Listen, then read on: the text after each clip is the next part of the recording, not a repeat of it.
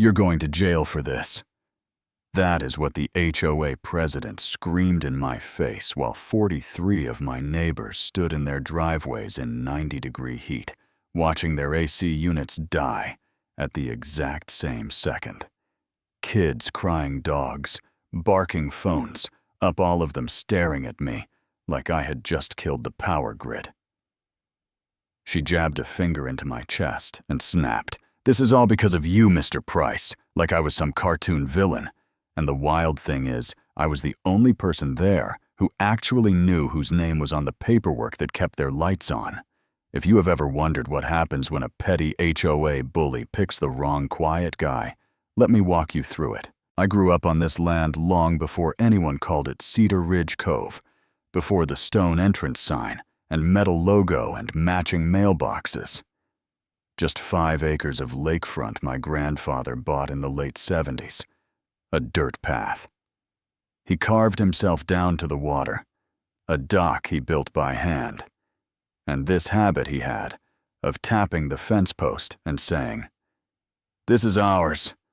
Kid people forget. Paper doesn't." When he passed, I moved back, kept working as a document conservator. I fix and verify old deeds, wills, contracts. So yeah, my whole life is ink signatures. Dates proof. Every evening I walked that same path with a mug of coffee, thinking this was the one part of my world no one could contest. Then the subdivision went up around us. You know, the type rows of gray houses, neat lawns, and an HOA that came free with every mortgage. Enter Brenda Hale. If you know a Brenda, you know the vibe. Stiff blazer clipboard welded to her hand. Tight smile, constant talk about standards.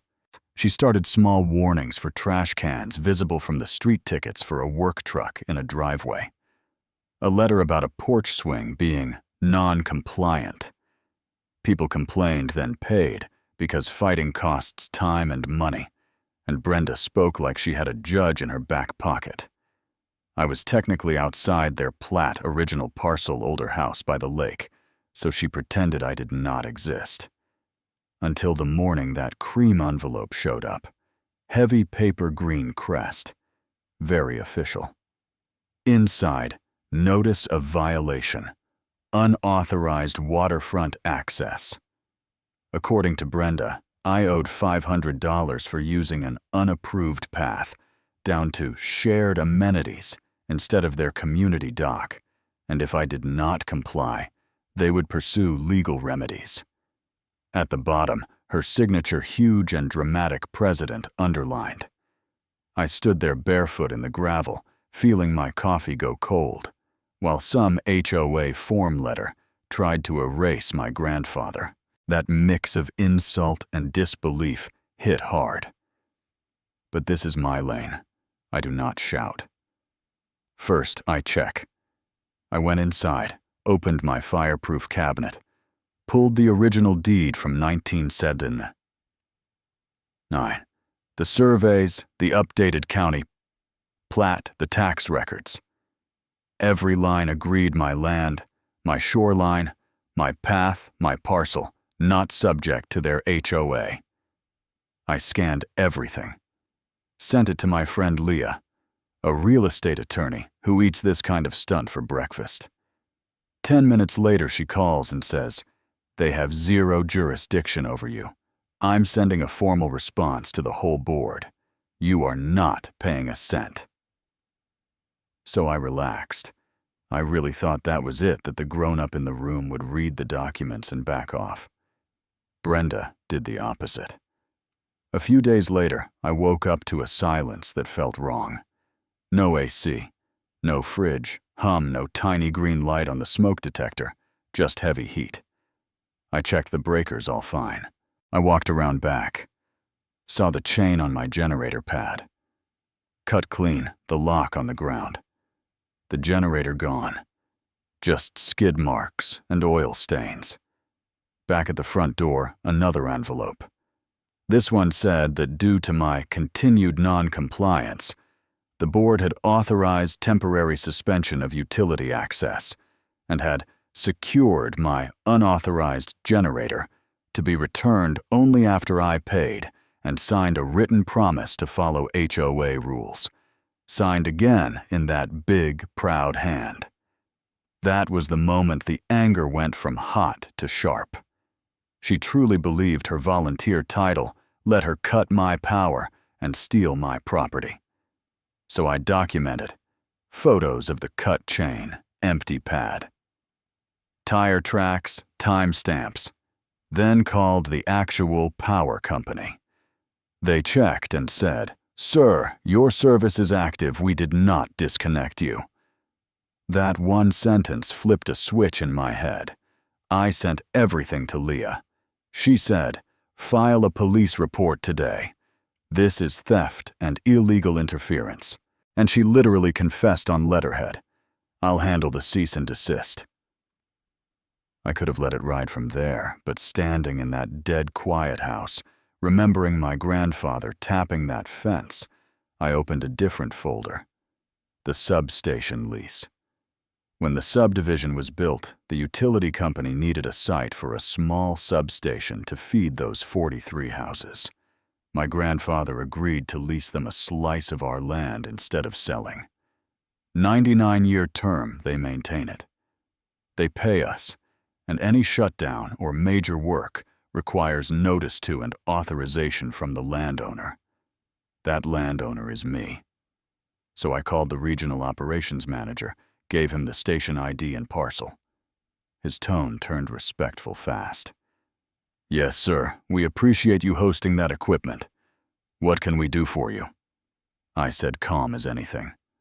"I'd like to schedule a full safety inspection and shutdown this Saturday from 8 a.m. to 5 p.m.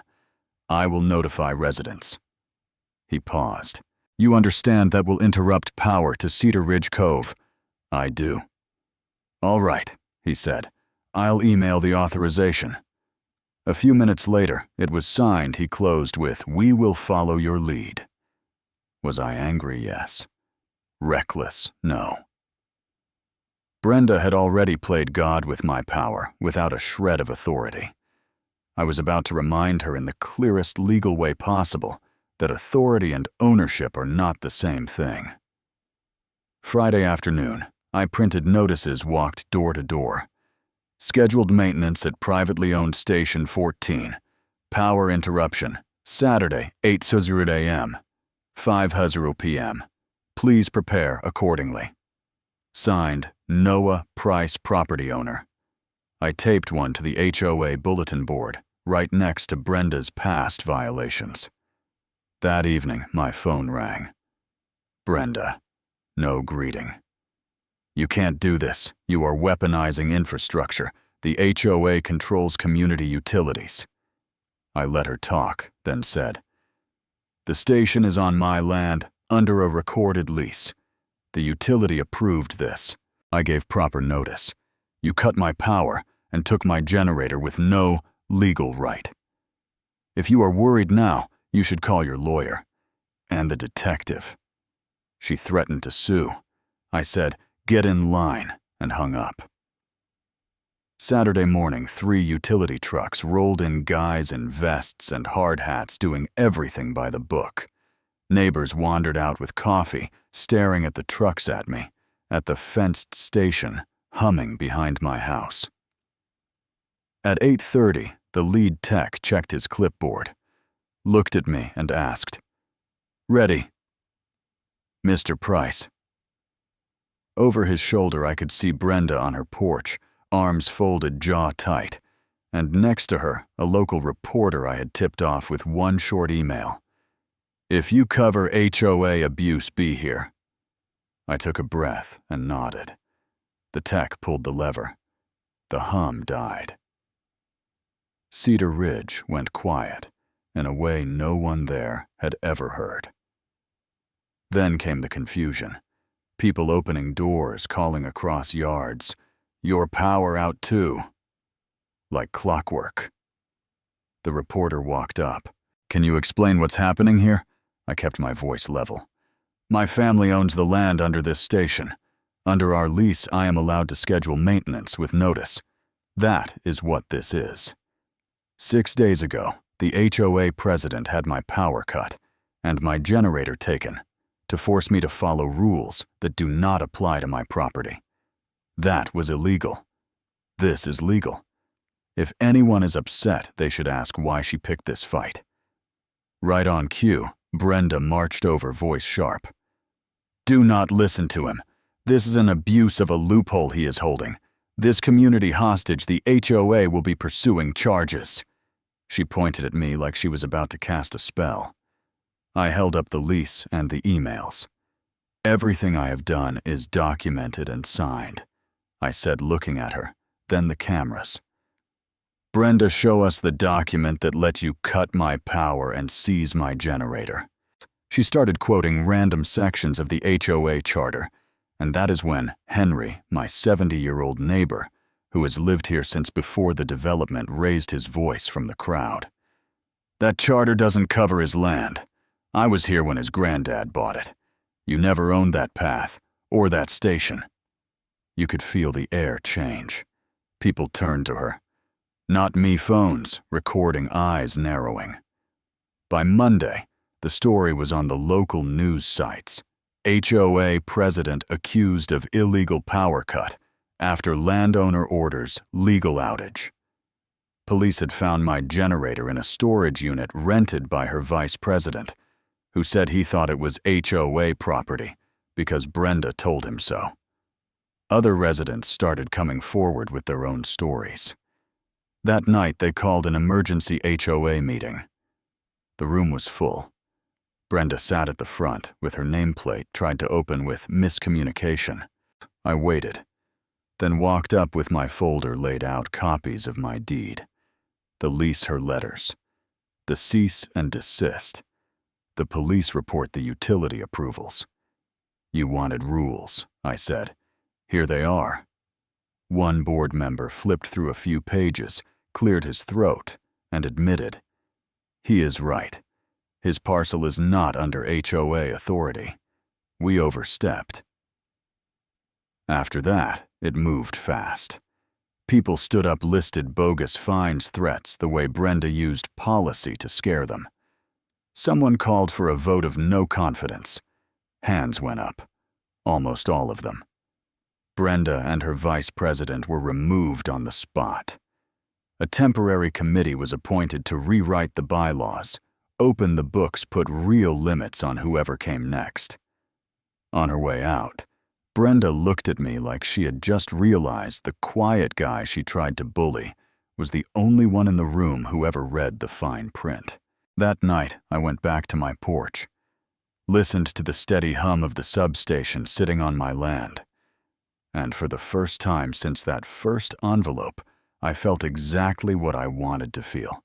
Not revenge, not some power trip, just peace and the simple fact that my grandfather had been right all along. So what do you think?